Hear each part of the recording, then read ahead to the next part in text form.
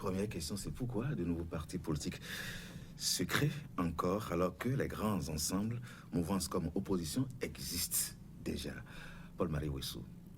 Bon, les nouveaux partis politiques, bon, si on va un peu dans le passé, où j'ai parlé déjà donc de la réforme du système partisan, donc dans ses débuts, j'avais déjà dit que c'était un leurre que de penser que on va s'en tenir à 15 ou 10 ou je ne sais plus, deux partis politiques, parce que les forces vives du Bénin n'aiment pas se caser dans des ensembles où elles ne peuvent pas s'exprimer. C'est une particularité béninoise?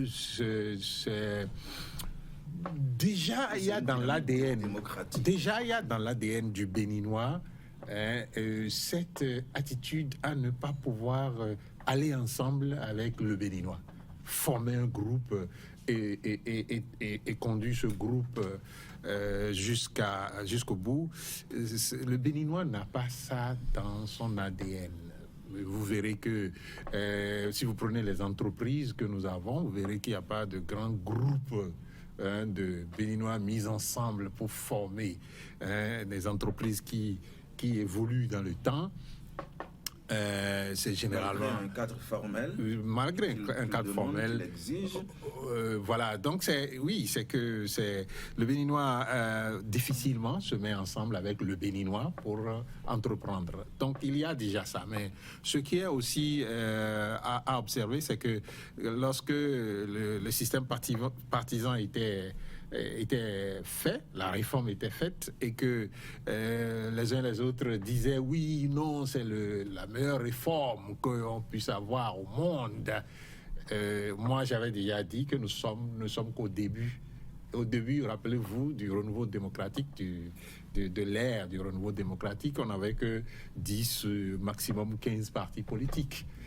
Mais c'est au fur et à mesure de la gouvernance, au fur et à mesure de la vie au sein des partis, que les partis s'éclatent, et au fur et à mesure aussi du désir de celui qui est au pouvoir, parce que c'est surtout celui qui est au pouvoir, c'est surtout lui qui provoque les éclatements, qui provoquent lorsque ça ne lui plaît pas, donc ou que la position de tel groupe ou tel groupe ne lui plaît pas, qui provoque les éclatements et permettent qu'il y ait beaucoup d'autres partis. Mais ce que nous avons en ce moment comme système partisan, c'est qu'il y a un manque de démocratie cruel.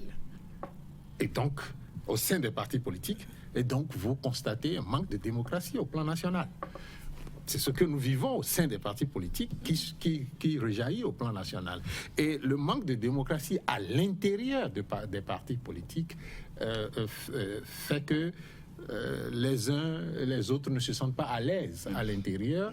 Et la tendance, cette tendance donc, à aller créer leur propre parti politique. Alors, risque et péril quand on voit les conditions. Est-ce qu'il y a un risque là-dedans? Les conditions pour bénéficier aussi justement de la manne financière, enfin de l'aide aux partis politiques, on va en parler tout à l'heure. Est-ce que c'est finalement, Eloge Francis Attad, un idéal partisan qui est en train de s'effriter? Je crois, vous me permettrez d'abord de rappeler à Paul-Marie Ouessou que en 90, on n'avait pas une dizaine de partis politiques. En 90, on avait 31 partis. Je crois qu'il y a une étude qui a été produite par le ministère de l'Intérieur et de la décentralisation en 2002 qui prouve que du 24 septembre 90 au 14 octobre 2002, le Bénin comptait 124 partis. Ça va passer à 250 en 2016. Bon, je crois qu'il y a des travaux, la thèse de doctorat de M. Tosso Rogatien, qui est actuellement le directeur de cabinet au ministère de l'Enseignement supérieur, prouve bien à satiété que, évidemment, il y avait une prolifération de partis politiques, puisque ces travaux ont été consacrés à la vie des partis au Bénin. Il y a eu le temps, pendant sa thèse, pendant sa soutenance, de lire plusieurs fois les travaux avec lui, avant qu'il ait soutenu, et après ça, j'ai lu encore cette thèse. Je constate évidemment que c'est parce que nous avions fait l'option du multipartisme intégral que la création des partis politiques depuis 1990 est devenue en fait une réalité dans la vie nationale au Bénin. Et je veux vous féliciter pour avoir choisi de faire la radioscopie. Vous avez pu dire que vous voulez faire l'autopsie des partis politiques. Or, l'autopsie se fait sur les corps. La radioscopie nous amène à sortir la photographie de la situation, à apprécier les fondements des partis politiques, leur mode de fonctionnement, mais aussi les enjeux contemporains. C'est à cause des enjeux, en fait, que la question se pose. Bon, qu'est-ce que nous attendons de ces partis politiques et pourquoi, malgré l'existence des partis politiques d'aujourd'hui, d'autres partis continuent de naître? Est-ce que les conditions d'adhésion ne sont pas les meilleures? Et quand on interroge l'histoire du Bénin, si on parle de 90, le renouveau, la première charte des partis politiques, c'est la loi 90-023. Et cette loi a été corrigée et puis revue, je crois, en 2001. Parce que la deuxième charte des partis politiques au Bénin, c'est la loi 2001-23 du 21 février 2003. Et cette loi permettait aux gens de créer leur parti politique facilement, pourvu qu'il n'y ait pas moins de 10 personnes par département. Le constat sur le chemin, c'est que on a constaté, on a fait observer qu'il y avait une création anarchique des partis politiques. Premier constat. Deuxième constat, c'est qu'il y a la toute-puissance, l'hyperpuissance de l'argent, les fondateurs bailleurs. Troisième constat, il y a le mal transhumant. Mais comment faire pour encadrer ça? Je crois que le souci a été de faire en sorte que ce multipartisme ne porte pas atteinte à la cohésion nationale, à la paix et au développement du pays. En 2018, il y a eu donc une autre réforme de la charte. Vous rappelez les raisons profondes de la réforme du système partisan. Mais oui, il faut organiser la vie des partis. Puisque un rapport en date de 2021 disait que nous avons plus de 200 partis. Donc, il fallait forcément aller à la réforme. Les réformes actées par le vote des lois, le code et la charte en 2018, améliorées à la faveur de la Constitution de 2019, ont permis de réduire le taux en fait, des partis au Bénin. De 250, nous sommes passés aujourd'hui à 16 partis régulièrement enregistrés au ministère, mais dans la vitalité, l'animation de la vie, il n'y a que 13 partis qui animent réellement la vie politique au Bénin. Alors, au vu de ce constat, pourquoi d'autres partis continueraient à naître? Pourrait-on se demander. Bien sûr. Est-ce que la charte empêche la création de partis politiques? Non. La réponse est non. La charte veut encadrer en fait la création des partis politiques pour que nous puissions corriger nos travers. C'est en cela que la réforme qui a été mise en place permet non seulement d'encadrer la vie partisane, la vie des partis politiques, de travailler à ce que le militantisme soit une effectivité dans l'histoire politique du Bénin et que les partis soient au cœur de la gouvernance politique et du développement. Tout ça, ça reste un défi. Alors, ce que vous démontrez, c'est qu'on n'est pas forcément en train de tendre vers un effritement de l'idéal partisan avec la réforme du système partisan. Non, pas du tout. Voilà, on va y revenir. Alors, Lamine Cissé, comparaison n'est peut-être pas raison. Vous êtes sénégalais d'origine, mais le Sénégal et le Bénin partagent la même démocratie. Et donc, partant de là, est-ce que ce qui se passe actuellement on parle de la réforme, avec ce à quoi on assiste aujourd'hui, est-ce que c'est un schéma classique à toute démocratie? Vous savez, il y a des spécificités béninoises. Au Sénégal, on a plus de 300 partis politiques. Là où je vous parle, les partis et coalitions de partis, il y a 49 listes qui vont aller à l'élection législative. Du 17 novembre prochain. Du 17 novembre prochain. Sans difficulté. Sans problème du tout, parce qu'il n'y a pas de loi contraignante à ce niveau-là.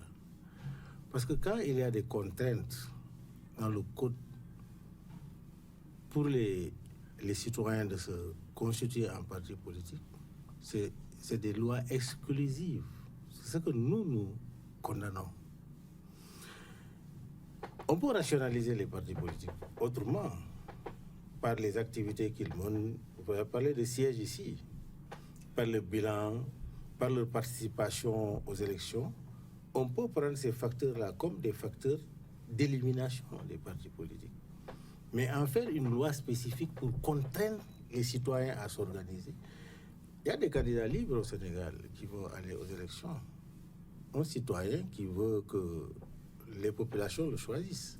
Mais au Bénin, c'est impossible. On dit que si constituer un parti politique devient l'affaire des élites ou de ceux qui ont de l'argent, c'est qu'on n'est pas en démocratie. Je voudrais emboîter les pas à mon co-débatteur qui est à côté, docteur, qui vient de dire qu'il parle de la bourgeoisie, au niveau de la création des partis. Un homme qui vient avec son argent, qui dit venez, je suis le maître, et cela a un impact forcé dans la gouvernance au sommet de l'État. Parce que la même manière dont on dirige les partis, c'est de la même manière on dirige l'État. Absence de démocratie totale, c'est le chef. Et le chef, il faut lui dire ce qui lui plaît. Donc, vous voyez, si on ne diagnostique pas et trouver des remèdes à la création des partis politiques, à la démocratisation des partis politiques, nous aurons des gouvernances qui seront à l'image des partis politiques. Moi, c'est ça mon inquiétude, c'est ce que j'observe. Évidemment, on dit démocratie au Sénégal, Bénin, mais il y a une spécificité béninoise que je viens de relever. Ce goulot d'étranglement, je crois qu'il faut aller vers des réformes pour permettre aux paysans qui est à Tchoumi-Tchoumi de vouloir dire d'une façon indépendante, je suis citoyen, je veux être... Si les gens le nomment député à l'Assemblée nationale, permettez-lui d'aller parler de l'agriculture de son milieu à l'Assemblée nationale. Il ne faut pas que ce soit l'affaire des gens qui portent costume, qui pensent que c'est eux à qui le pays appartient. Non. Non. Et vouloir créer des bétails électoraux, de la bétail électorale. C'est pas bien, ça. Il ne faut pas réglementer, c'est ce que vous démontrez. Il faut qu'à partir des conditions, non, que les partis s'éliminent éventuellement. Justement, il y a des systèmes par lesquels on peut aller pour amener les partis à l'élimination directe, à s'auto-éliminer, parce que les conditions sont que tu crées parti politique, d'accord, ouais. Mais dans l'année là, tu as mené quelle activité? Quel est ton bilan? Quelle participation tu fais des élections? Si c'est négatif, mais on te dit, toi, pas à un certain temps, on tenté. Si c'est négatif, on te dit, toi, vraiment, c'est pas la peine. Je crois que c'est là au mieux que de prendre des lois pour contraindre les citoyens à ne pas aller, à ne pas se constituer en candidat, ou à ne pas... La création des partis politiques devient très difficile. Je crois que c'est mon avis. Vous avez évoqué le modèle sénégalais et nous sommes dans le modèle béninois. On va devoir faire ce débat conformément aux tests en vigueur et la réforme du système partisan qui ne refuse pas la création d'autres partis politiques. C'est vrai que cette réforme exclut des candidatures autonomes, indépendantes. On va le faire ce débat dans ce contexte-là. Et à l'arrivée, Morgane Assoba-Mentondi, c'est que les partis régulièrement reconnus ne sont pas à jour quand on voit la direction des élections qui fait son rapport, la Commission électorale nationale autonome, qui démontre qu'il y a certains qui n'ont même pas de siège, alors qu'ils devraient avoir de siège. C'est ce que disent les tests.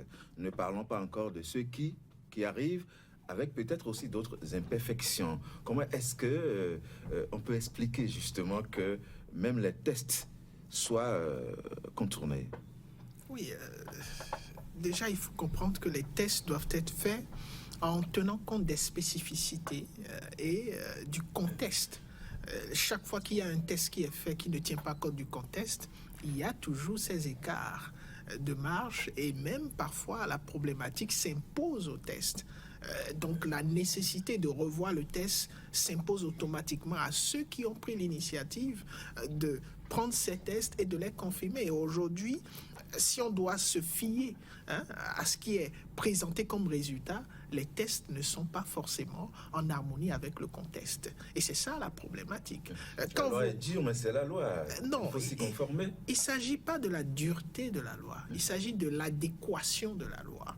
Parce que chaque fois que vous avez un test qui s'éloigne de façon drastique du contexte, la problématique ou les difficultés sont évidentes, incontournables. Et quasiment, il va falloir abandonner le test à un moment donné ou s'aventurer vers un blocus total.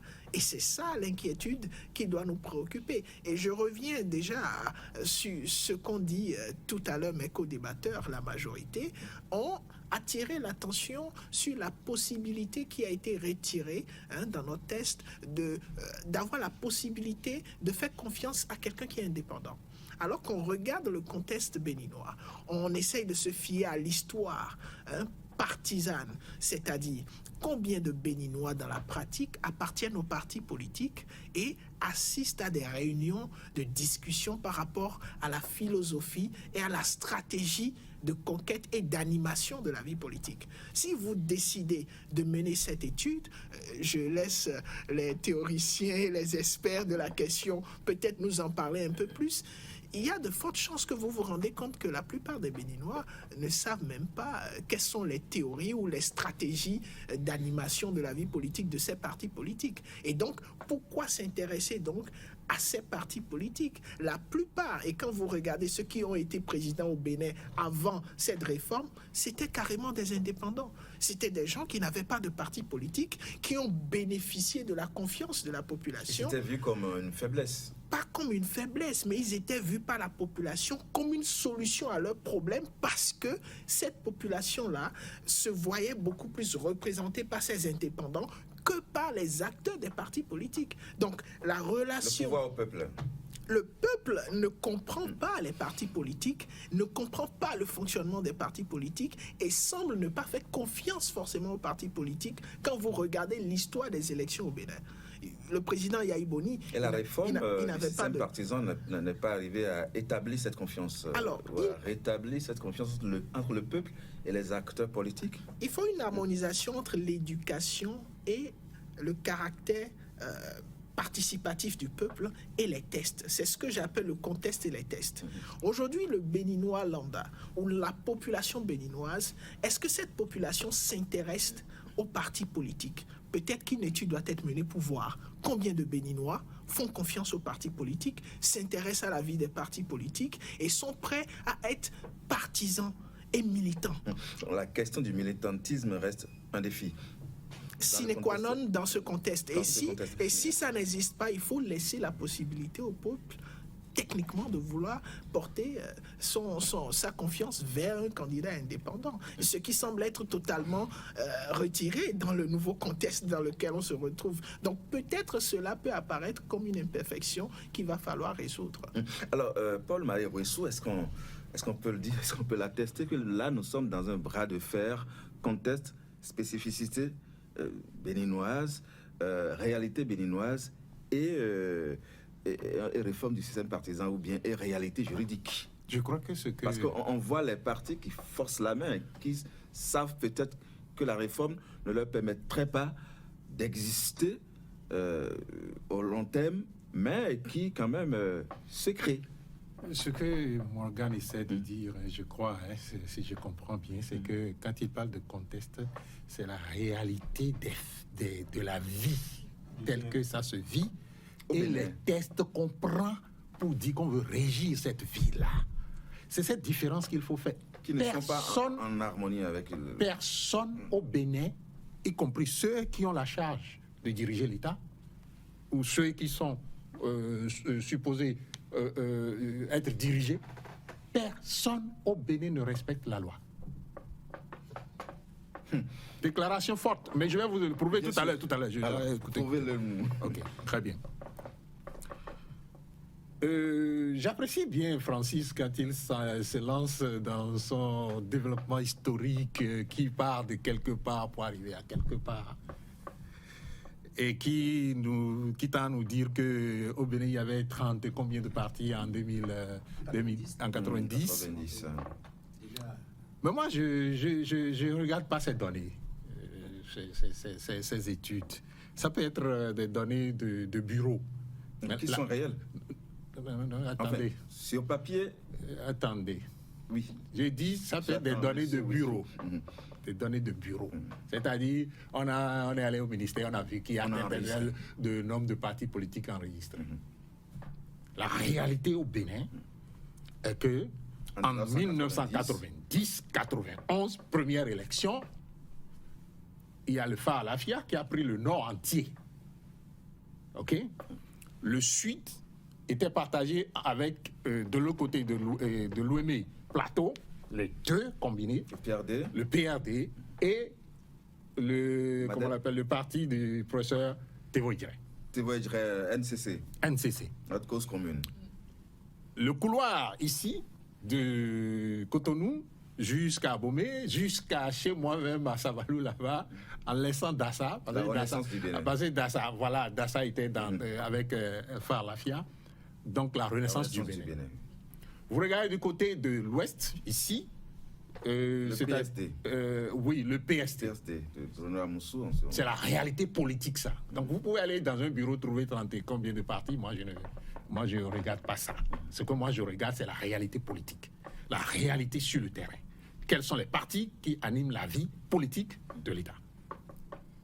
Mais il y avait le RDL Vivotin ou pas? RDL de Adjovi, quelque part, oui, bien sûr, Ouida. Il y a de ces partis satellites, petits partis satellites. Politique, c'est la méconnaissance des alliances que les partis ont tissées. Non,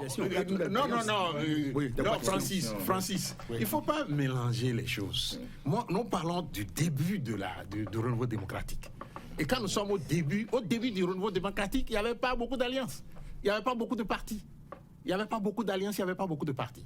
Même comment on appelle bon, je vous explique ce qui est arrivé. Oui, allez-y. À partir de Kérékou II, donc quand le président Kérékou a pris le pouvoir en 1996, oui. Déjà en 1995, ça a commencé à se dessiner avec les élections législatives. Vous verrez, comment on l'appelle, à partir de Kérékou, on va dire, l'Ouémé, le plateau, s'est divisé. Parce qu'on a utilisé justement Fagbon. J'ai dit, on a utilisé. Hein. Donc, ce n'est pas que Fagbon a vu que le Bénin était tellement en difficulté et qu'il faut un parti que lui va aller créer pour... Et on a utilisé Fagbon pour diviser le plateau et l'Ouémé. Donc, Fagbon a pris contrôle du plateau. Avec le parti, le MADEP. Exactement. De l'autre côté, ici, de l'autre côté à l'ouest, à l'ASD, je crois que c'est ASD, ce parti-là, là où on retrouvait Dossou-Robert et autres, ils ont pris contrôle du mono. Le PSDA est parti vers le Koufo. Vous suivez bien le truc là. Donc, l'éclatement des partis politiques va avec l'éclatement du contrôle du territoire national.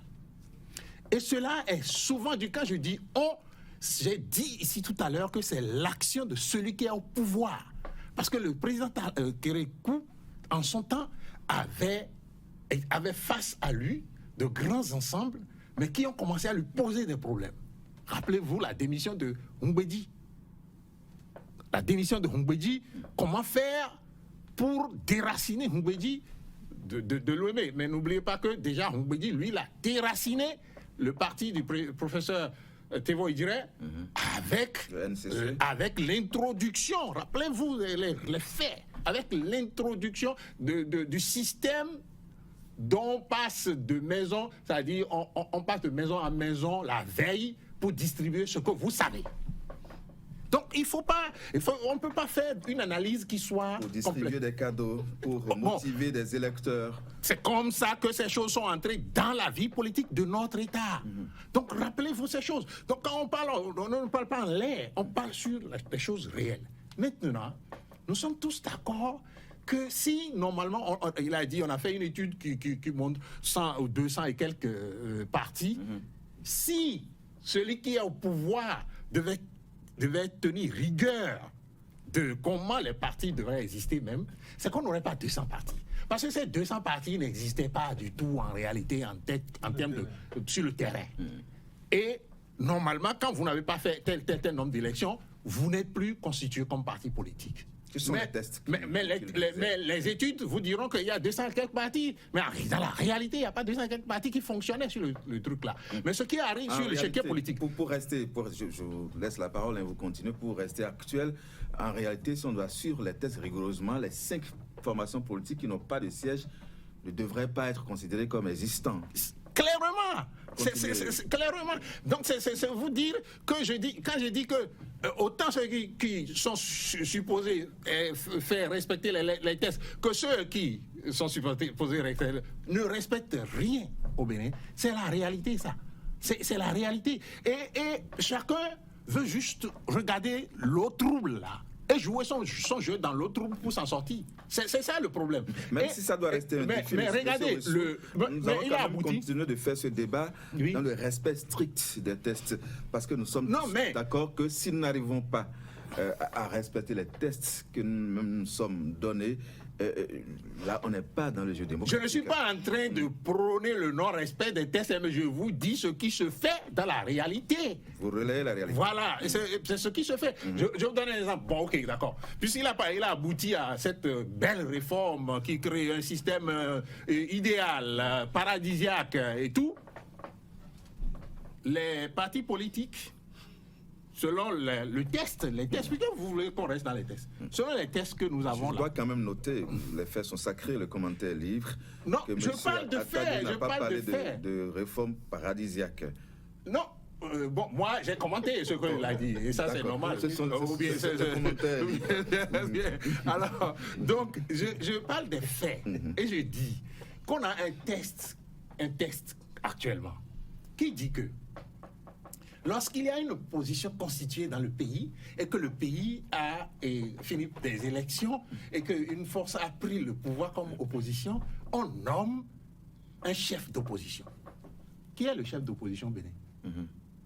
À ce jour, je parle de ce jour. Qui est le chef d'opposition? Que disent les tests? Moi, c'est ce que je viens de vous dire, qu'on doit nommer un chef d'opposition avec les avantages, avec tout ce qu'il faut. De fait, le chef de file est connu, suivant les tests. On nomme. Le test ne dit pas c'est de fait. Le test dit on nomme. Puisque vous dites qu'on n'a qu'à respecter. Bon, avec les avantages, dites-vous. Maintenant, le parti d'opposition qui a la majorité l'emporte et son chef est le chef de file de l'opposition. C'est ce que nommé avec les avantages qu'il faut. D'accord. Mais jusqu'à ce jour, où est le décret qui nomme le chef du parti, le chef de l'opposition Bénin. L'autre chose que je vais ajouter rapidement avant que vous ne donniez la parole à Francis pour qu'il je peux nous donner la parole à Morgane et à la Miss Cissé également. Bon, non, mais ce que je vais dire rapidement. On a eu, comment on l'appelle, depuis que le président Talon on a eu cette réforme-là, on a dit qu'on paie quelque chose aux partis politiques. Ça, il a cité comme un élément fondamental donc, de cette belle réforme que nous avons aujourd'hui. OK? Et ça a été payé, je vais parler de l'année dernière, ça a été payé cette année-là. Nous sommes dans le 2e semestre. Est-ce qu'on a payé ce qu'on doit payer aux partis politiques? Ça a pris du retard. Non. C'est ce que je veux. Quand on dit respecter les règles, les tests, c'est ce que vous m'avez dit. Bien donc sûr. Je vous retourne votre chose là pour vous dire le respect des faits, c'est le respect des tests. Ce n'est pas seulement ceux qui doivent subir les tests, mais c'est aussi ceux qui sont supposés faire respecter les tests, qui doivent aussi respecter les tests. Donc, vous comprenez maintenant quand j'affirme que personne ne respecte les tests au Bénin. Chacun regarde dans l'eau trouble et joue le jeu. Vous le regrettez? Vous le regrettez? Mais je le regrette, franchement. Voilà. Alors, voilà. Je ne peux pas ne pas donner tout de suite la parole à... Il faut le faire. C'est ça. Attendez. Je ne veux pas seulement d'envie, mais je meurs d'envie parce qu'il y a dit tellement de choses sur lesquelles il faut que je revienne. Je ne vous permettrai pas de mourir d'envie. Allez-y. Vous convenez avec moi, en fait, qu'une réforme, c'est quoi? C'est un changement important, radical, en vue d'une amélioration. Et vous pouvez convenir avec moi qu'il y avait une fragmentation excessive de la scène politique au Bénin. J'ai dit et je répète que ce sont les données du ministère de l'Intérieur qui me permettent d'évaluer le quota et l'effectif des partis politiques à une certaine date donnée. Il sait que sur le terrain scientifique, la rigueur et l'honnêteté scientifique nous imposent de dire l'approche, quelle est la méthode que nous avions mise en place pour atteindre des résultats. Je rappelle que du 24 septembre 1990 au 21 octobre 2002, il y avait 124 partis politiques au Bénin. Je cite les chiffres, et là, je vous mets source, là, c'est le ministère de l'Intérieur, liste des partis politiques enregistrés. Cotonou, 21 octobre 2002. Et là encore, je dis, attends, je vous dis. Les gens vont s'embrouiller. Permettez. Monsieur Attadé, monsieur Ouissou, monsieur Attadé, juste un instant. En réalité, je voudrais qu'on se comprenne, vous comprenez très bien, il ne récuse pas que ces nombre de partis politiques soient enregistrés. Non, jamais, permettez. Il démontre que ceux qui sont sur le terrain réellement, dans la réalité, ne font pas ce nombre. Donc il y a certainement des partis enregistrés, mais qui... Je ne récuse pas. Ce que je dis ceci, c'est pour vous montrer qu'en fait, il y a une querelle parti politique. Le rythme naissant des partis politiques inquiétait. J'ai dit qu'en 90, je répète que selon les chiffres enregistrés par le ministère, il y a 31. En 91, il y a 5 qui sont nés. En fait, l'année qui a suivi. L'année qui a suivi, en 92, il y a eu 3. En 93, il y a eu 3. En 2014, il y a eu 19 partis. En général, à la veille des élections, il y a plus de partis qui naissent. En 95, il y a eu 10 partis. En 96, 9 partis nés. En 97, il y a eu 18 partis nés l'année-là. En 98, 3 partis. En 99, 3 partis. En 2000, il y a eu 5 partis nés. En 2001, 7. En 2002, 7. Et quand on fait le cumul, on crée ça exactement. Bon, maintenant, c'est que dans le fonctionnement et l'animation de la vie politique, parce qu'il faut voir c'est quoi un parti, quelles sont les missions du parti et quels sont les modes de contrôle. Sur le ministère, par rapport à la charte des partis, il y a un article 7, la loi 2021, la loi 2001 du 21 février 2003, en son article 7, dit que quand vous ne participez pas à 2 élections législatives consécutives, le ministère de l'Intérieur prend un arrêté et vous retire. Il y a du laxisme dans le respect des tests. Donc les partis existent, mais n'animent pas la vie politique et ne respectent pas les tests. Et il y a un manque de suivi, évaluation. Très bien. Maintenant, fort de l'existant, les gouverneurs actuels ont estimé qu'il faut faire une réforme et faire un meilleur suivi. Et c'est dans ce cadre que la Sénat a rendu compte de son rapport récent sur les partis qui respectent les prescriptions du Code et de la charte des partis politiques, puisque dorénavant, après 2019, le principe du financement public a été acté. Or, ça faisait défaut. C'est partant du passé qu'on construit le présent. Et cette théorie de dire que le contexte et les tests, ce n'est pas mauvais, mais quand on tient compte du contexte, le contexte de création anarchique, il fallait encadrer ça. Et les tests sont venus pour encadrer. Si vous ne connaissez pas l'histoire politique du pays, vous allez faire une mauvaise interprétation ou une lecture de la dynamique qui est en cours. Et je rappelle, en tant qu'historien, qu'en 1946, par exemple, on avait un seul parti, l'UPD, l'Union progressiste dahoméenne. Mais en 1951, il y a eu atomisation, éclatement, fragmentation, et on a eu plusieurs partis nés. On est allé à l'indépendance dans le multipartisme. Mais le 3 novembre 1961, on est encore venu à la carrière de partis uniques. Le PDU, le Parti dahoméen de l'unité. Après ça, on a encore connu une flopée de partis, mais en 1975, Québécois a dit non, mais le PAPB, parti unique. Donc 3 tentatives de parti unique, mais en 1990, à la faveur de la conférence, on a dit libérons la pluralité politique, créons les partis, mais on a compris qu'en 1990 et 2001, pour tenir compte du rapport du PNUD, on est passé à plus de 200 partis. Quel mécanisme peut-on mettre en place pour encadrer la vie des partis, puisque en général, les partis ont des projets, des programmes politiques. 200 partis suppose qu'il y a 200 projets de société pour le pays et 200 programmes politiques. Mais dans les faits, c'est des clubs électoraux qui se mettent en place. Ce n'était pas de véritables partis politiques. C'était des clubs électoraux qui s'arrangeaient pour ramener quelqu'un au pouvoir et s'asseyaient pour se partager ce qui disait le gâteau et non les responsabilités. Nous partons du Bon, donc il fallait corriger. La réforme était indispensable. Des faits. Oui, pour voir les textes. Faits. À l'arrivée, oui. Il fallait des textes. Des hommes, acteurs politiques qui créent de nouveaux partis politiques. Lamine Cissé, est-ce que c'était un mauvais diagnostic? Vous savez, c'est compliqué, hein?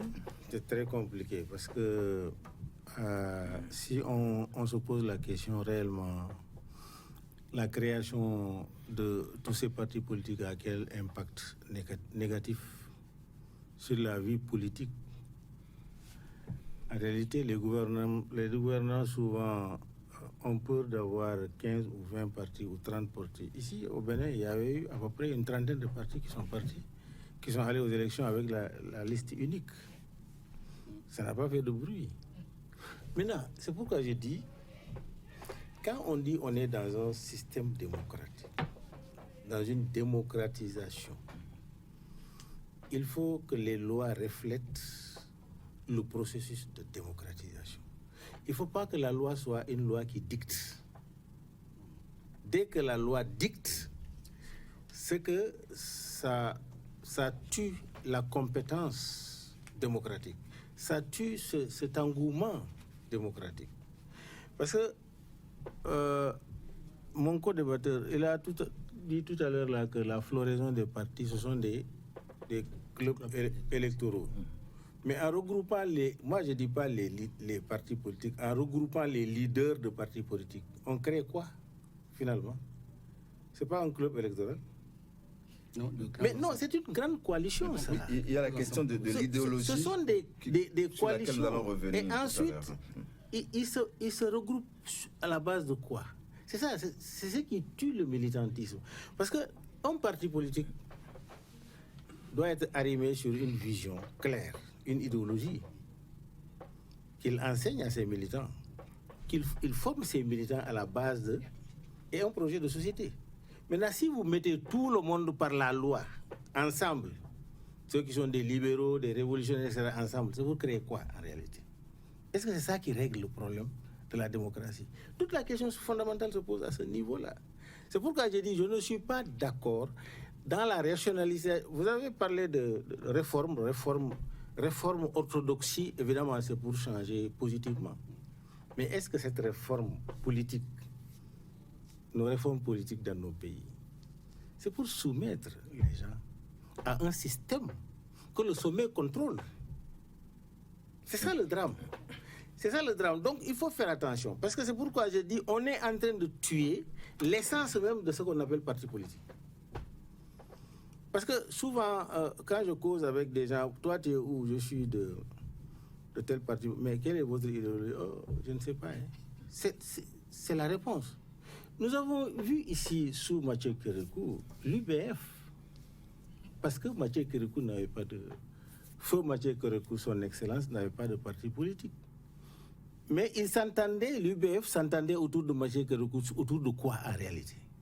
Était-il une vision était une vision politique ou bien c'était pour juste l'intérêt que chacun en tire?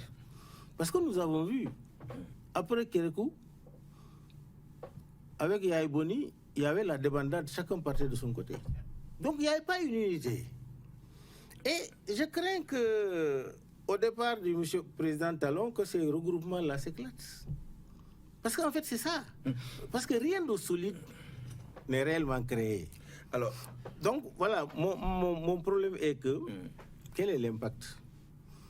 Pour moi, quand il y a 300 partis ou 400 partis politiques, l'État doit s'arranger de telle sorte qu'il n'y ait pas de pléthore de candidats. Parce que à travers la caution qu'on peut imposer, mais qu'on laisse, même si un candidat indépendant vient, qu'il dise, on dit la caution c'est à 50 millions, il dit je paye.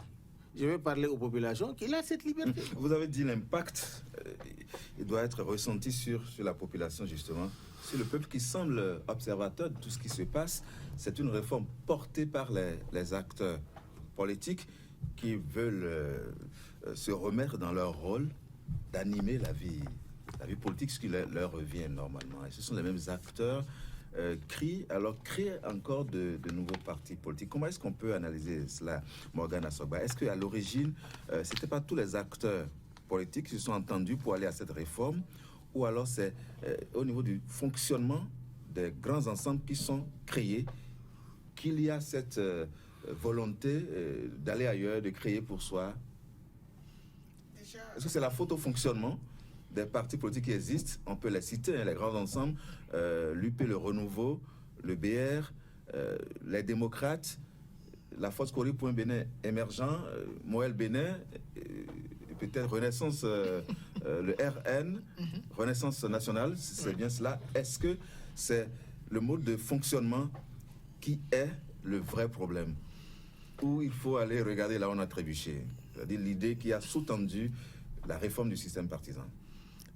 Déjà, il faut se poser la question de savoir est-ce qu'il y a un problème avec la création des partis? Et la réponse, moi, je la trouve, il n'y a aucun problème. Et quand on parle de création de partis anarchiques, ça signifie que le test est anarchique puisque les partis se créent en remplissant des conditions que le test demande. Si le ministère dit 2 partis se sont créés, ça signifie que ces partis ont rempli les conditions pour être créés en tant que partis politiques. Donc la notion de création de partis anarchiques, techniquement, ne trouve pas sa place dans un contexte où l'administration fonctionne correctement et qu'on a même 1000 partis politiques. Il faudra ajouter à la notion de la création, la notion d'animation de la vie politique, de l'existence réelle de ces partis qui se créent. Si les tests disent que l'animation effective de la vie politique est une condition sine qua non pour l'existence du parti politique. Et quand on se retrouve avec des partis politiques qui n'animent pas la vie politique, ce n'est pas la faute au parti politique, mais c'est la faute au système qui ne fait pas son travail.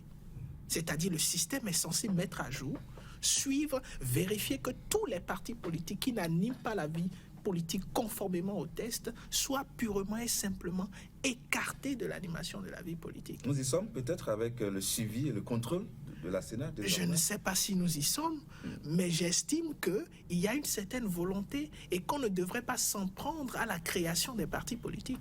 On devrait plutôt s'en prendre au fonctionnement effectif du dispositif qui a été mis en place par les tests et mieux, peut-être voir si les tests répondent au contexte parce que, qu'on le veuille ou non, il faut qu'il y ait animation de la vie politique, il faut que les citoyens s'expriment.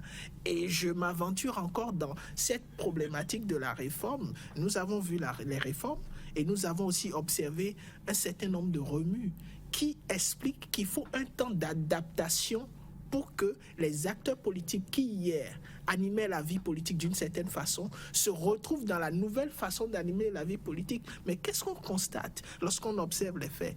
C'est qu'ils ont du mal à se retrouver, qu'ils ne se retrouvent pas et techniquement les mêmes qui étaient dans des grands ensembles décident d'aller créer d'autres partis politiques parce que l'idéologie ou la façon de faire ne convient pas.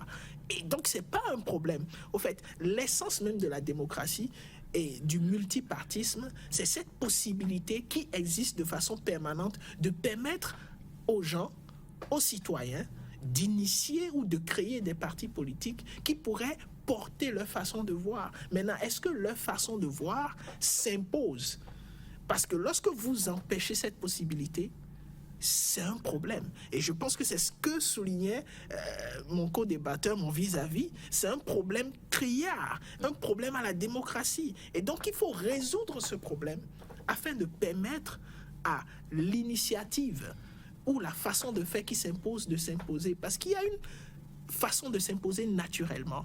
Je continue de dire, regardons l'histoire politique du Bénin, l'élection présidentielle des acteurs de leadership. Combien de présidents béninois ont été élus, portés entièrement par un parti politique au Bénin?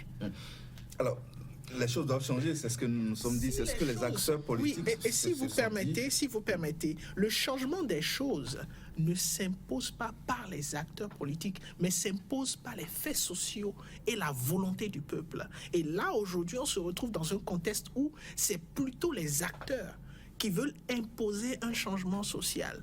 Sans écouter le peuple. Sans tenir compte des aspirations du peuple. Et là, vous me ramenez à l'Assemblée nationale et à sa capacité à représenter réellement la volonté du peuple. Exactement. Parce que parfois, on se retrouve dans des circonstances où l'Assemblée prend des décisions et le peuple se dit, mais ça ne ressemble à rien. On a vu ça arriver, je ne me retrouve pas, on a vu ça arriver dans d'autres pays. Et on a vu... d'un temps d'adaptation à la réforme, mais en même temps, on commence pas à apprécier la réforme. Or, la réforme a un temps de latence. Il faut attendre. Combien d'années? Peut-être que vous ne me comprenez pas. Mais combien d'élections? C'est à l'aune des élections qu'on peut apprécier. Et les prochaines, justement... Non, c'est très bien. Pour répondre à la question, combien d'années faut-il attendre? C'est ça. Combien d'années? 8, 2, 3, 4, 5, 6. Il n'y a pas d'échéance à fixer. Vous avez compris que, prenez par exemple le parti de Irina Gossa. Non. Qui est né à peine. Qui allait à une élection présidentielle. Et qui a fini par rentrer tout de suite. Est-ce que c'était né même avant les élections? Non, écoutez, le parti est né après les élections. Plusieurs partis politiques ont fini par aller dans les grands ensembles qui ont été créés. Je crois que la réforme a un avantage. La réforme n'empêche pas la création des partis politiques, mais la réforme fait une exigence. Il faut laisser la distribution normale de la parole. On a demandé le nombre d'années, mais pas une autre élaboration. L'idéologie. Très bien, on va revenir à la question idéologique et à quoi va ressembler l'animation de la vie politique avant 2026. Les élections générales, justement, ce que la Sénat, le rapport de la Sénat, le voyez-vous comme une alerte quand même? Une alerte de ce que, oui, vous êtes créé, les tests vous l'autorisent à le faire, mais vous n'êtes pas sûr de participer aux prochaines élections générales si vous ne remplissez pas les conditions. Déjà, je pars des 5 régulièrement inscrits, mais qui n'ont pas de siège. Écoutez, si vous ne vous conformez pas, vous n'irez pas aux prochaines élections législatives. Est-ce que vous voyez le rapport de la Sénat, oui. Le rapport de la Sénat. Que désormais on veut respecter les tests. Le rapport de la Sénat, depuis que c'est tombé dans les médias, est devenu du folklore. C'est-à-dire? Tiens. Le folklore, c'est ce qu'on tape pour que tout le monde voit l'histoire. Oui, bien sûr. Concrètement, c'est tout. Un rapport pour montrer... Ce rapport n'a pas besoin d'aller. Ce rapport n'a pas besoin d'aller dans les médias. Les partis ont des défauts, appelez-les, parlez-leur, et dites-leur voilà les situations. Mais ça devient du folklore. Et c'est en cela que la question... Oui, mais écoutez, vous avez une charge. Donc, si vous devez contrôler, puisque si vous êtes responsable d'une structure, vous devez contrôler la structure à tout moment. Si chaque jour que vous contrôlez, vous devez aller dans les médias pour dire, voilà, j'ai contrôlé, il y a telle faute. Comment vous corrigez les fautes? Voici la mission que vous m'avez confiée. Non, la Sénat n'a pas besoin d'aller parler au peuple béninois pour aider ceux qui ne respectent pas les lois à respecter les lois. Elle-même a besoin de respecter les lois. C'est ce que je vous ai dit, moi, dès le départ. Quand vous dites elle-même, vous employez, vous-même vous l'avez dit, des déclarations bien fortes, quand vous avez dit que la Sénat a besoin de respecter les lois. Reprochez-vous à la Sénat de n'avoir pas respecté une loi particulière? Vous voulez que je cite les lois maintenant? Bien sûr que la Sénat n'aurait pas respecté. Bien. Il est dit que lorsque nous faisons les élections, c'est dans la loi, la loi qui est votée. Je parle des réformes, donc je parle des lois de réforme. Il est dit dans la loi des réformes que vous voyez le carnet, qui porte les procès verbaux, on doit faire des carnets de 5 feuilles. Pourquoi? Parce que lorsque vous écrivez, c'est pas papier carbone que ce que vous écrivez va sur les autres feuilles. À partir de la 6e feuille, ce n'est plus lisible. Mais dans la même loi, on dit que tous les partis politiques, toutes les institutions et partis politiques impliqués dans les élections doivent recevoir le procès verbal. La Sénat a fait un carnet de 5 points. Les 5 ont été distribués aux institutions, point. les partis politiques n'ont pas reçu les procès-verbaux. Point. À la fin, quand ils ont proclamé leurs résultats, Le résultat de la Sénat. bien sûr, c'est ce que j'ai dit. Bien sûr. et que les partis n'ayant pas les procès-verbaux sont allés à la Cour constitutionnelle pour dire ça, ce n'est pas le résultat des élections, et qu'on a demandé qu'on a demandé d'aller voir la Sénat pour dire leur doléance et avoir les procès-verbaux. La Sénat a déclaré que les procès-verbaux d'une élection dont on n'a pas encore dit dont on n'a pas encore dit toutes les décisions, que c'est caduque. En quoi elle respecte la loi? Non, mais c'est cela. Donc vous avez vu que je parle, que je ne dis pas des choses en l'air. Bien sûr, bien sûr. Vous avez maintenant un élément croustillant pour la Sénat. Donc prenez n'importe quelle institution, je vais vous dire. Il y a la question de respect des lois, mais cette alerte. Par ceux qui sont même chargés de faire respecter la loi. Avant de parler, d'aller voir les partis politiques qui n'ont pas de siège, maintenant faire le folklore, de mettre ça dans les médias pour dire les partis n'ont pas de ça peut signifier désormais nous voulons faire les choses autrement quand même. Dans quel pays vous parlez comme ça? Le problème qu'il a, vous parlez du Bénin, d'accord, le problème qu'il a posé, il est très clair. Il a dit que la loi telle qu'elle est prise, et c'est en cela qu'on a dit de Francis Naka nous répondre et nous dire en combien d'années on doit attendre le suivi d'une loi avant de faire une évaluation. Au fil de quelle élection? Les élections générales déjà. La réforme même, ce n'est pas les élections seules. La réforme, ce n'est pas les élections seules. Je lui ai déjà dit ça sur un plateau. Que là où nous en sommes, normalement cette année, l'année qui vient là, on ne doit pas entreprendre de réforme. Il faut faire l'évaluation de ce qui est fait et voir comment corriger et améliorer avant d'aller de l'avant. Mais on ne le fait pas. Nous avons créé un système, à partir du système de la réforme du système partisan, un système d'hypocrite. On voit le serpent, comme le dit le grand chanteur à Lopon, on voit le serpent, mais on veut taper dans l'herbe. Et nous voulons faire ça pour développer, on dit développer le Bénin. Quel développement on veut faire dans l'hypocrisie? C'est pas possible. Juste un mot, M. Ouessou. Oui. Alors, vous avez dit que nous avons du mal au Bénin à respecter les tests que nous-mêmes nous sommes. Y compris ceux qui sont chargés de faire respecter les tests et que ceux qui doivent respecter aussi les tests. Il y a une institution qui tire la sonnette d'alarme. Vous n'avez pas de siège, il faut vous conformer. Et donc, par ricochet, parle également au nouveau parti qui se crée. Vous devriez, certes, vous êtes autorisé, peut-être, vous devez respecter la loi. Est-ce que ce n'est pas un pas vers ce que vous dénoncez, vers le respect des tests? C'était ma question. Je dis c'est un pas vers, sauf que celui qui donne l'ordre doit agir par exemple. Oui.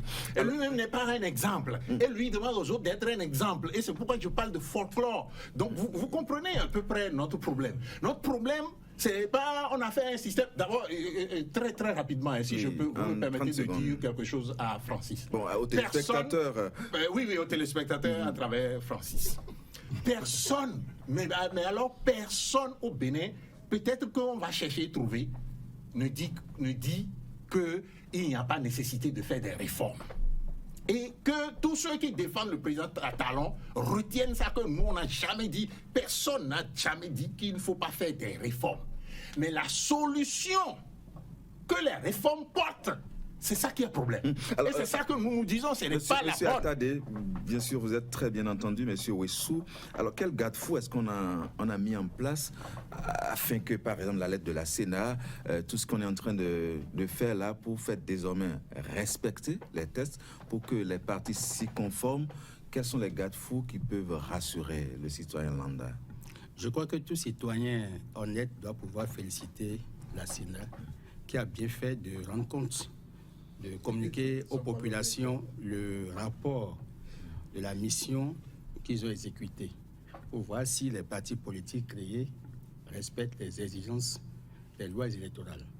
Il faut féliciter ça. Et je suis un peu peiné quand mon cher frère Paul-Marie Ouessou parle de folklorisation, que le rapport n'aurait pas dû tomber dans la presse, alors que c'est lui qui a dit sur ce plateau que il ne sait pas si un acte a été pris pour nommer le chef de file de l'opposition. Donc ça tombe encore dans les médias, ça fait encore de la folklorisation. Il ne sait pas si le chef de l'opposition, le chef de file de l'opposition a reçu le décret portant nomination de chef de file. Donc, comme il n'aime pas la presse, je veux faire constater que monsieur... Non, mais monsieur Ouessou n'aime pas que l'administration déverse les résultats ou les actes dans la presse. Non, ça c'est une parce généralisation. Non, parce que ça fait de la folklorisation. Non, je veux faire constater. C'est un constat qui n'a rien, qui n'a aucune racine, parce que ça fait une généralisation. Mais il parle souvent de la science. Mais on ne fait pas de la généralisation sans fondement comme ça en science.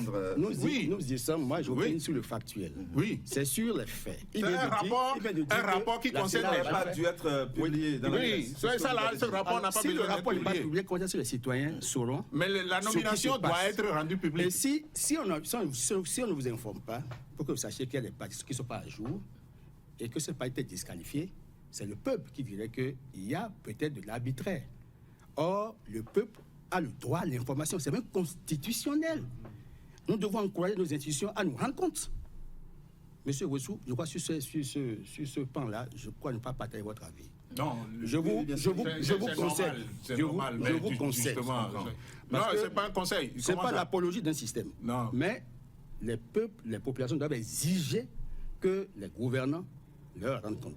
Qu'ils nous rendent compte surtout, et non nous isoler des gens et les mettre en partie. Justement, à l'essentiel. Je crois que sur la réforme, j'ai bien dit que la réforme vise en fait une amélioration.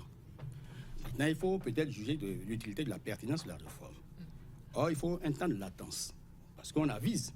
Lorsqu'on met en chantier une réforme, on attend l'évaluation. Or, cette réforme intervenue dans le secteur politique, dans le champ politique, a permis d'aller aux élections 2021. On a, dans la perspective des élections générales... On a ce baromètre qui fait... Mais oui, c'est ça surtout. Donc, c'est ce grand exercice électoral auquel... Il ne faut pas faire de la sélection. C'est 2019, 2020, 2021. On peut évaluer. Non, il fait de la sélection. Et ça ne donne pas... C'est lui qui dit d'informer les populations. S'il vous plaît. Oui. Enfin, on va laisser les... Je ne rogne pas sur votre temps de parole. Oui, donc il ne faut pas aussi faire de sorte que je rogne sur votre temps de parole. Parce qu'un bon démocrate, je sais que la tolérance est une vertu essentielle. Vous savez que M. Ouessou, dans ses propos, a dit que c'est le déficit de démocratisation, c'est les partis politiques que l'on lit à travers les institutions. Non, je crois que les partis politiques ont vocation à conquérir et à exercer le pouvoir, mais aussi à proposer des représentants au niveau des instances au niveau local, c'est-à-dire que ce soit commune ou parlement. Et nous voyons que les partis politiques qui sont créés depuis l'avènement de la nouvelle réforme font l'effort, même si on leur reproche de n'avoir pas d'idéologie, ce qui les rend plus ou moins vulnérables. L'idéologie aurait permis de réduire le taux de transhumance. Parce que une des ambitions de la réforme, c'est comment régler la question de la transhumance. On ne voit pas encore des idées. Bon, maintenant, les partis politiques ne doivent pas être des outils au service des intérêts particuliers. Or, la réforme a mis l'accent sur la contribution de l'État en termes de financement public pour corriger un peu ce mal, puisqu'on a trouvé que l'argent a un effet chrysogène. L'argent produit la crise dans la vie politique et l'État contribue parce que l'argent sale est vite fait, ça rentre vite dans le champ politique, dans la corruption. Donc il faut faire en sorte que nous puissions avoir des acteurs politiques vertueux. Est-ce que vous voyez ces acteurs politiques, justement, comme que vous appelez vertueux, vous les voyez dans la disposition de respecter la réforme du système partisan? Les acteurs politiques ont conscience que les lois sont faites pour les respecter. Mais si l'instance qui a la charge de faire le contrôle ne le fait pas, ce n'est pas évident. Vous avez vu, j'ai évoqué... Il faut être à l'autre aussi. J'ai évoqué la loi 2001-21 du 21 février 2003 qui, en son article 7, cette loi, en fait, qui est déjà tombée dans des études, disait que quand vous n'allez pas à 2 élections législatives consécutives, le ministère de l'Intérieur prend un arrêté et vous retire. Mais ça n'a jamais été fait au Bénin. Maintenant qu'on est venu à une nouvelle réforme qui fait des exigences, vous n'avez pas de siège, vous ne participez pas aux élections, vous serez disqualifié, contraint à partir. Je crois qu'il faut que l'instance, la Sénat, vienne expliquer pour que les partis qui ne sont pas à jour fassent l'effort de se mettre à jour. Si ces partis ne font pas l'effort, mais ils s'en prendront à eux-mêmes. Je crois que c'est en cela que j'ai trouvé la démarche est salutaire. Maintenant, c'est que le paysage est en train de s'assainir. Il n'y a pas une flopée de candidatures au niveau des présidentielles. On n'a pas encore de candidat. Non, je crois qu'on a déjà testé 2021. Bon, maintenant, en 2026, par rapport aux grandes formations et par rapport au collège des parrains, on peut a priori savoir combien ça peut faire. On ne voit pas une trentaine. Vous savez qu'on a passé une élection en 2016 où il y avait près d'une trentaine de candidats. On n'aura plus cette flopée, cette kyrielle de candidatures présidentielles. Mais ce qu'on peut saluer dans la réforme et qui me paraît très important, c'est le militantisme qui naît progressivement, mais qui doit être boosté par les écoles du parti et qui sera consolidé par le choix idéologique. Parce que c'est le manque d'idéologie qui rend vulnérable encore les partis politiques. C'est une urgence avant 2026. C'est une urgence, si on peut, mais à défaut de le faire, les nouveaux dirigeants 2026 vont ouvrir ce nouveau chantier de réforme pour que les partis politiques soient plus crédibles en ayant des options idéologiques claires. Car un ultra-libéral se trouve mal à l'aise dans un parti progressiste. Alors, Lamine Cissé, on ne voit pas les acteurs politiques dans l'empressement de revoir les tests. Cette réforme du système partisan, et il faut un seuil à respecter également, seuil au bout duquel on ne devrait plus passer à des réformes. Nous avons l'animation de la vie politique de notre pays dans la perspective des élections de 2026. Comment est-ce que vous entrevoyez cette animation? 6 mois avant les élections, selon le protocole de la CEDEAO. Exactement.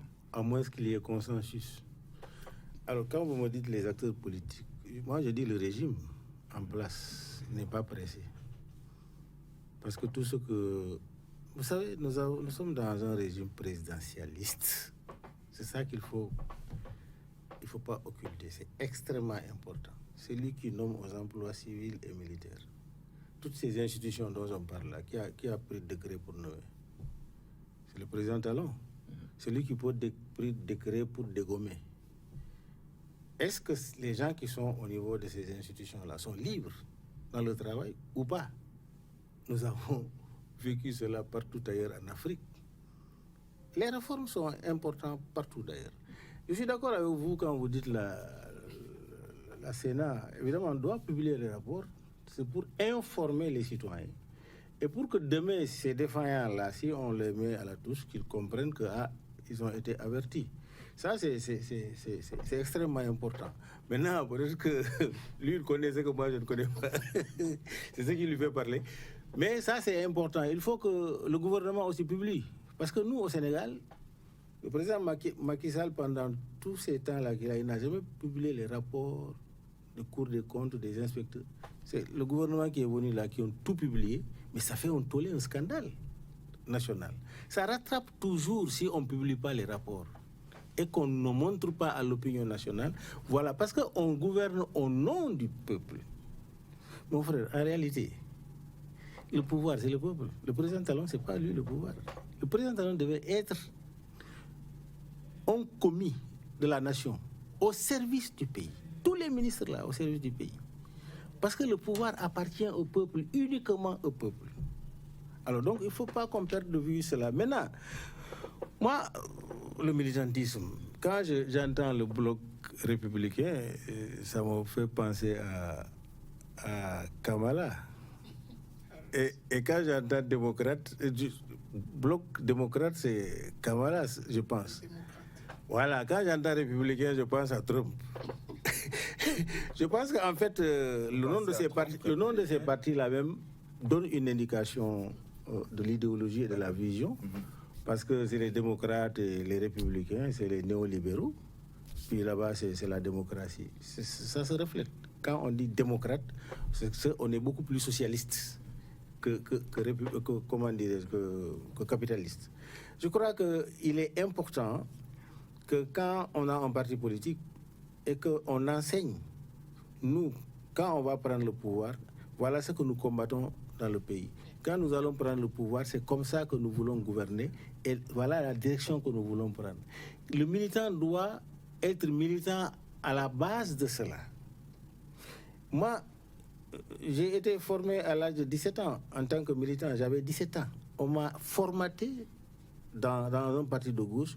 Jusque-là, je n'ai pas pu changer de parti de gauche. Est-ce que c'est possible dans le contexte béninois, avant 2026, de permettre aux citoyens de choisir tel ou tel candidat en fonction... Ce que je voudrais dire, ça doit faire... Il y a 2 ans, il reste 2 ans pour aller aux élections. Ça doit faire partie des actions prioritaires des partis politiques.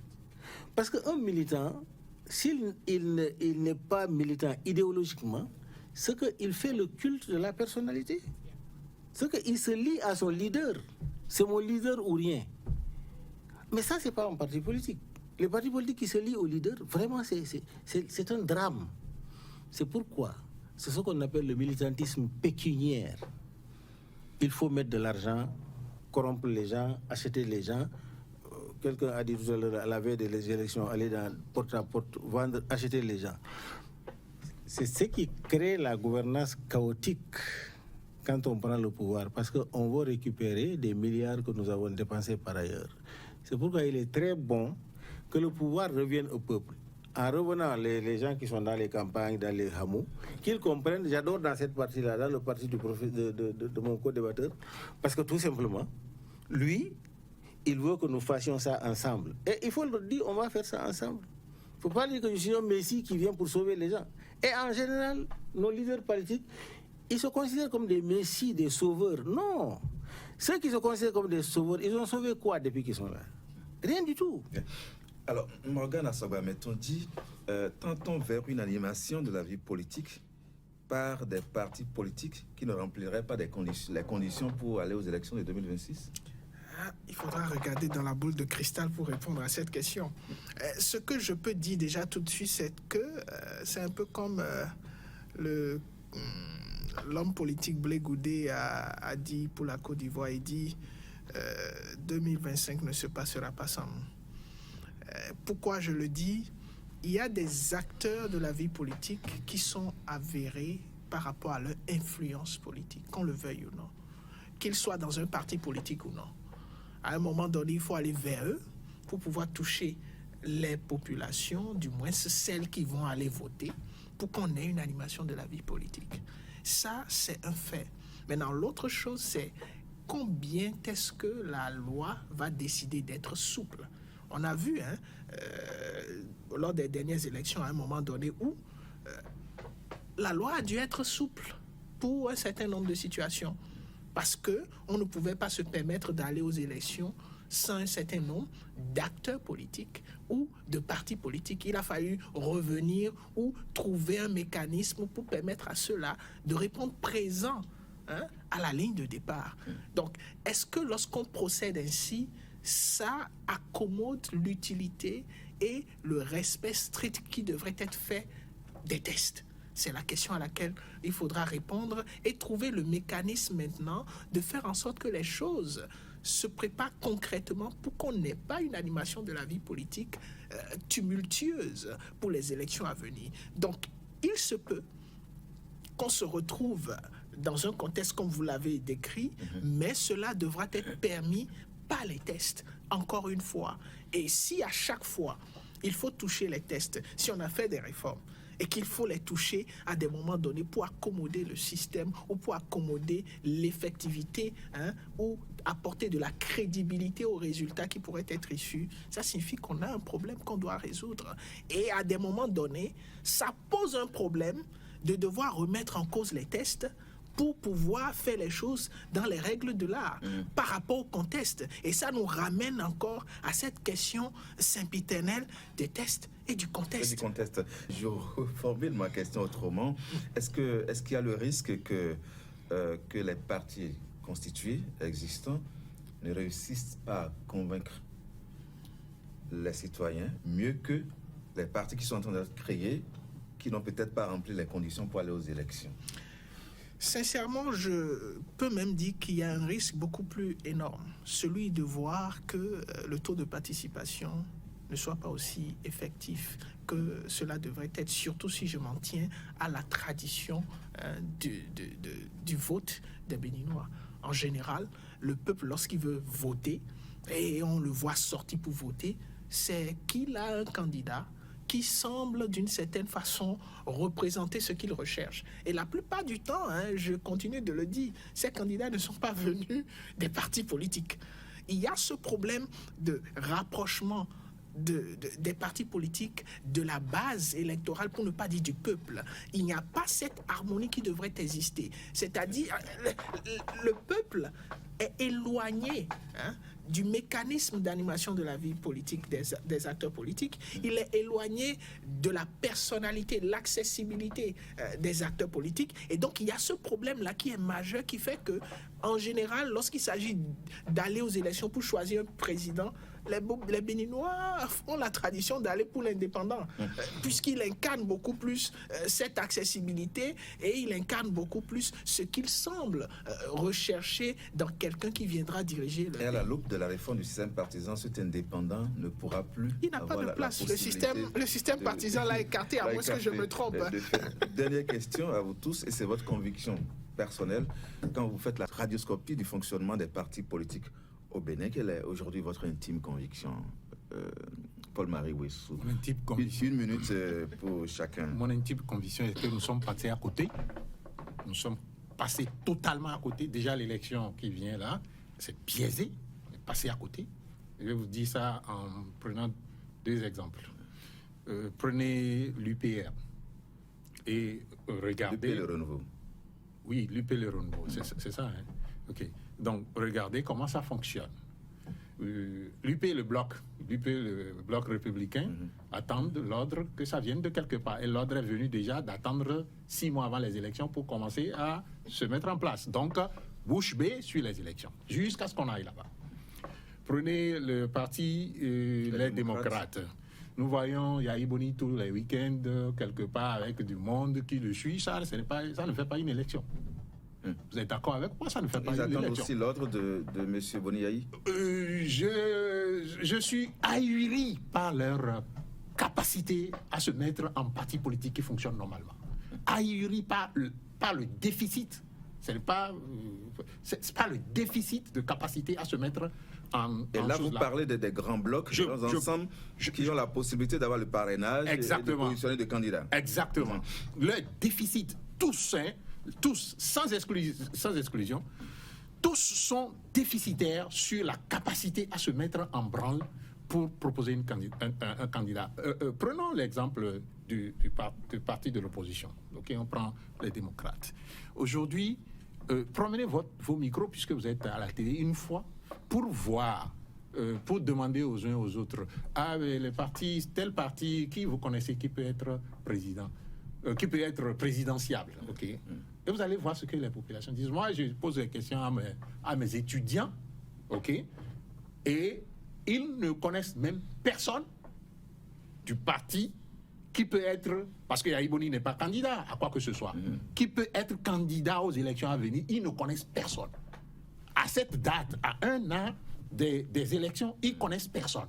Et c'est à ceux-là qu'on va aller demander de voter prochainement, pour vous dire à peu près comment les électeurs sont pas du tout informés sur ce que c'est que le processus dans lequel nous sommes et comment nous allons de l'avant. Et donc, le parti qui est le parti les démocrates, moi je crois, a un énorme travail et ne me semble pas être pressé par le temps pour se mettre au travail. Les partis de la mouvance, vous savez, attendent l'ordre. Opposition confondue. Oui, ils attendent l'ordre. L'ordre va venir de quelque part et puis on se met en branle. C'est ça le problème. Je vais croiser cette fois-ci. Je passe à vous, Morgana Assogba. Je passe de M. Ouessou à M. Assogba sur votre intime conviction. Je suis dans une difficulté de conviction parce qu'il n'y a rien qui m'inspire forcément une sorte de conviction. C'est-à-dire, je ne vois pas, mais je souhaite. J'ai un souhait. Le souhait, c'est que le génie béninois trouve une solution paisible pour trouver le mécanisme de créer les tests qui vont avec le contexte pour qu'on ait des élections crédibles et paisibles. On va invoquer une fois de plus le génie béninois. Oui, parce que une chose est claire, le contexte et les tests ne sont pas d'accord. Sans parler des hommes qui gèrent à la fois les tests et le contexte. Donc, ce génie s'appelle consensus? Je ne sais pas quel nom on peut lui donner parce que la notion de consensus, si on veut tenir compte du consensus, on parlera du Parlement. Alors que à l'Assemblée même déjà, il peut y avoir, il y a des députés, mais est-ce que ces députés sont à l'écoute et portent réellement les convictions et les volontés de leur base? C'est une autre question. Donc je pense qu'il y a un travail énorme à faire pour chaque acteur du système dans lequel nous nous retrouvons, que ce soit les citoyens, que ce soit les acteurs politiques, que ce soit les médias ou que ce soit les décideurs. Il faut que chacun s'y mette pour qu'on se retrouve dans un contexte. Vous le voyez dans cette dynamique ou pas? Je pense que c'est possible, mais il n'y a pas d'éléments qui me mettent en confiance pour le moment. Qui vous confortent. Et le Francis Attali, sur la même question. 3 petites choses. Oui. C'est que la réforme est en train de produire des résultats, mais des défis persistent. Il faut le dire parce qu'il y a des imperfections qui sont corrigibles. Deuxièmement, c'est concernant le vote. Il y a les déterminants du vote. Au Bénin, vous savez que c'est le vote. Il y a le vote solitaire et le vote solidaire. En fait, les gens ne votent pas solidarité. Comme c'est telle personne qui est devant, nous votons pour son candidat. En général, c'est ce vote-là, au lieu de vote solitaire, qui aurait pu permettre de voir qu'à celui-ci, potentiellement, a l'étoffe, a les compétences, a les qualités. Donc, le vote solidaire triomphe sur le vote solitaire. Donc, les présidents choisissent en fonction du vote solidaire. Curieusement, c'est parce qu'il y a la corruption, l'achat de conscience à grande échelle qui n'existe plus. Troisièmement, je sais qu'aujourd'hui, le paysage politique est en train de se recomposer. Et les acteurs sont gagnés en maturité, ont très peur, parce qu'il n'y a pas de ressources financières maintenant. Or, les élections, c'est la logistique, c'est beaucoup de moyens. Les gens ne veulent pas s'engager dans une lutte incertaine. Troisièmement, enfin, c'est que les partis politiques ont un grand rôle à jouer. Comme il n'y a plus d'indépendants dans la course à la présidentielle, à la présidentielle, pour avoir des tickets, c'est les partis politiques qui doivent présenter des candidats qui doivent être soumis à la ratification populaire. Et il se fait évidemment qu'il faut qu'un débat interne se fasse et qu'un comité de tri choisisse les candidats et que vous recevez l'onction de votre parti avant de compétir à travers la validation du collège des parrains. Donc dans ces conditions, ce n'est pas aisé de se déclarer tout de suite candidat au risque de ne pas passer les mailles du tamis. Globalement, il faut retenir que 2026, c'est un exercice électoral grande nature. Et chacun y pense, les acteurs aussi y pensent. Le chef de l'État, il a intérêt à ce que l'alternance se fasse dans la douceur, sans infusion de sang. Et c'est ce qui fait évidemment que nous devons appeler chaque acteur à travailler surtout à avoir un environnement pacifique, paisible. Le taux de participation, ce n'est pas le fait d'un gouvernant, c'est le fait des partis politiques. Parce que plus ils impactent, plus les gens vont sortir pour aller exprimer le vote. Parce qu'évidemment, le vote dépend évidemment des éléments de langage, mais aussi de l'offre de candidature. Donc il faut que les partis travaillent sur l'offre. Qu'est-ce qu'ils offrent aux citoyens pour pouvoir compétir et gagner les élections? Parce que l'offre aujourd'hui, il faut le tenir qu'au-delà de tout ce qui se fait, l'embellie économique, les infrastructures, il y a la question des filets sociaux et les canaux de transfert. Comment est-ce que les gens pourront gagner, sentir dans leur poche qu'il y a du social, que le flux est bien redistribué. Et ça reste un défi. Et c'est le grand défi, la question de l'emploi, de l'employabilité de la jeunesse, la question de l'autonomisation des femmes, la question du social globalement. C'est ça, en fait, qui sera l'offre majeure. Sinon, les gens sont d'accord qu'il y a quand même du travail qui a été fait, mais il reste toujours un aspect qui semble être un peu négligé ou qui n'a pas été suffisamment reçu l'adhésion de la population. Pourquoi je crois que Cissé a bien dit que quand on interroge les citoyens béninois, ils disent qu'ils souffrent dans leur chair parce que l'argent ne circule pas.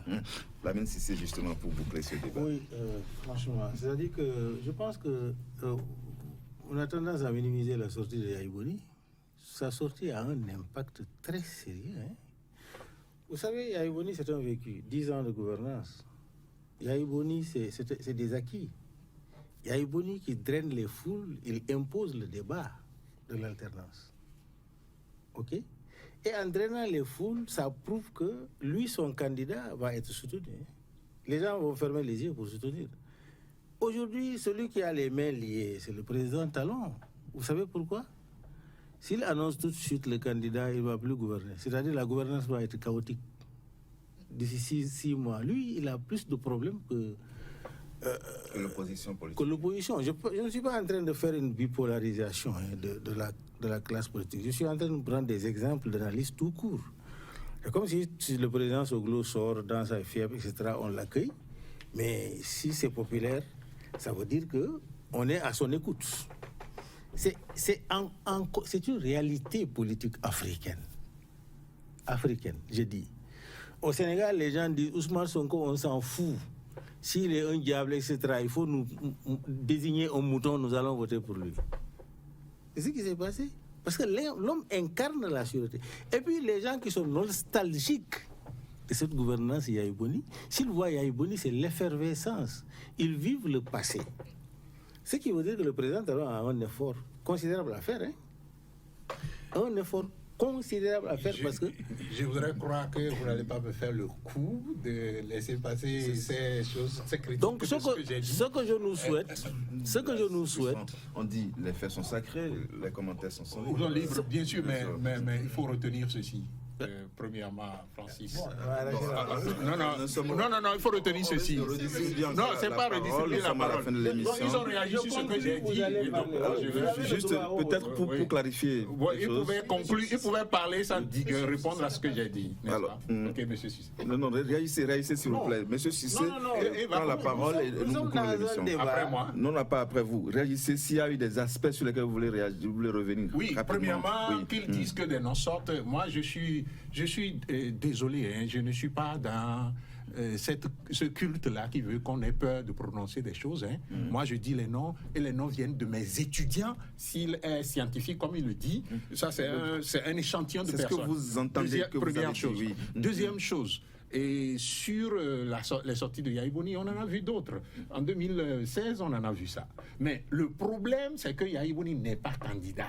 Et peut-il influencer le vote? Attendez, jusqu'au débat que Kamala Harris a eu dernièrement avec Donald Trump, alors qu'elle est vice-présidente du pays. Les électeurs ont dit, et même jusqu'à ce jour, ils le disent, nous ne la connaissons pas suffisamment. Et quand les enfants prononcent le nom de certains, ça veut dire que c'est ceux qui marquent leur esprit. Et l'électeur, c'est celui qui marque leur esprit. Sonko a commencé à se faire présent dans l'esprit des Sénégalais depuis des années. Bien. Et donc, s'il donne des consignes après, ça se comprend. On va boucler. M. Cissé. C'est-à-dire que je suis peut-être mal compris, mais moi je l'ai compris, mais lui il ne m'a pas compris. Moi je suis en train de dire, il ne faut pas minimiser la sortie de Yaïboni sur c'est-à-dire sur le plan populaire. Il draine les foules, il impose le débat de l'alternance. Je dis, Yaïboni, ceux qui le suivent, ils sont nostalgiques des passés. Yaïboni, c'est un vécu, c'est des acquis. Donc, c'est un dinosaure dans l'action politique béninoise. Important. La preuve en est que s'il n'était pas sorti pour les élections législatives, ils allaient avoir ces députés-là. Non. C'est ça la réalité. Donc, je voudrais tout simplement dire que ce que moi, je suis en train de voir, je prie Dieu vraiment, que Dieu touche le cœur du président Talon et des autorités qui sont dans l'exécutif, pour pouvoir, n'est-ce pas, avant d'aller aux élections, créer les conditions qui permettent à la classe politique, consensuellement, d'aller aux élections et laisser le peuple choisir qui va être le prochain candidat. Merci. Voilà, merci beaucoup à vos chers invités pour cette